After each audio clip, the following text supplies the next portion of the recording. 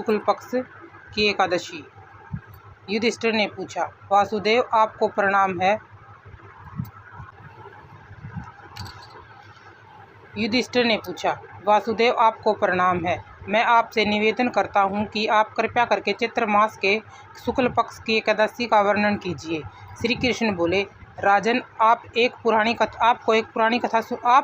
कथा सुनिए जिसको राजा दिलीप ने वशिष्ठ जी से कहा था। राजा दिलीप ने पूछा, गुरुदेव चैत्र शुक्ल पक्ष की एकादशी का क्या नाम है? इसमें किस देवता की पूजा होती है तथा इसकी विधि क्या है? महर्षि वशिष्ठ बोले, राजन चैत्र शुक्ल पक्ष की एकादशी का नाम कामदा है।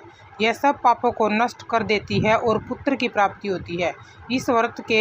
इसके व्रत से कुयोनि छूट जाती है और अंत में स्वर्ग की प्राप्ति होती है। अब मैं इसका महात्म्य कहता हूँ, ध्यानपूर्वक सुनिए। प्राचीन काल में एक नागपुर नामक नगर में पुंडरीक नामक एक राजा राज्य करता था।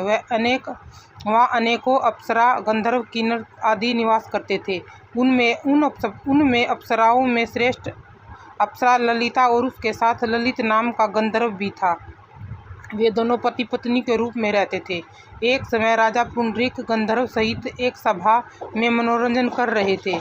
उस जगह ललित गंधर्व भी उनके साथ गाना गा रहा था, परंतु उसकी प्रतिमा ललित उस जगह नहीं थी।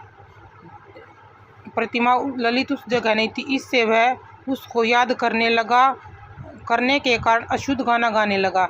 नागराज कंकरेट ने राजा पुंडरीक से इस त्रुटि को बता दिया। राजा पुंडरीक ने ललित को श्राप दे दिया, दुष्ट, तू मेरे सामने गाना गाता हुआ भी अपनी पत्नी को समरण कर रहा है, तू राक्षस हो जा। राजा पुंडरीक के श्राप से वह ललित गंधर्व उसी समय एक विशालकाय राक्षस हो गया।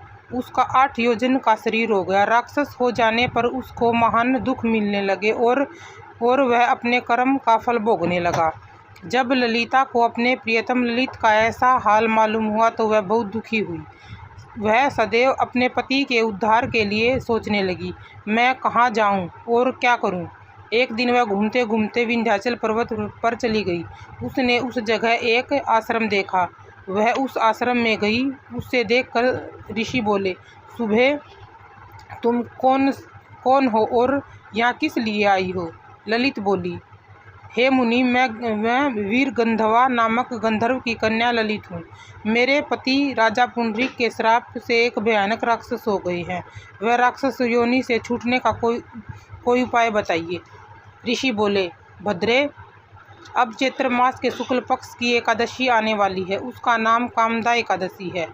उसके व्रत करने से मनुष्य के समस्त कार्य शीघ्र ही सिद्ध हो जाते हैं। यदि तुम उसके व्रत के पुण्य को अपने पति को देती हो तो वह शीघ्र ही राक्षस योनि से छूट जाएगा। मुनि के वचनों को सुनकर ललित ने आनंद पूर्वक एकादशी का व्रत किया और द्वादशी के दिन ब्राह्मणों के सामने अपने व्रत का फल अपने पति को देने लगी और भगवान से प्रार्थना करने लगी, हे प्रभु, मैंने जो व्रत किया है उसके पुण्य से मेरे पति राक्षस योनि से शीघ्र ही छूट जाए।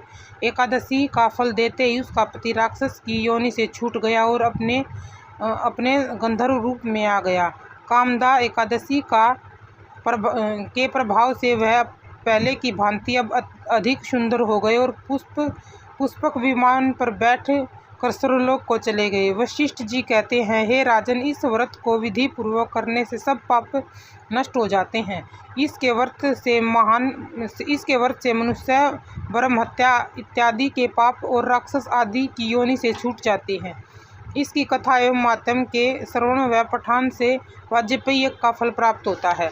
बोलो 11 माता की जय, विष्णु भगवान की जय।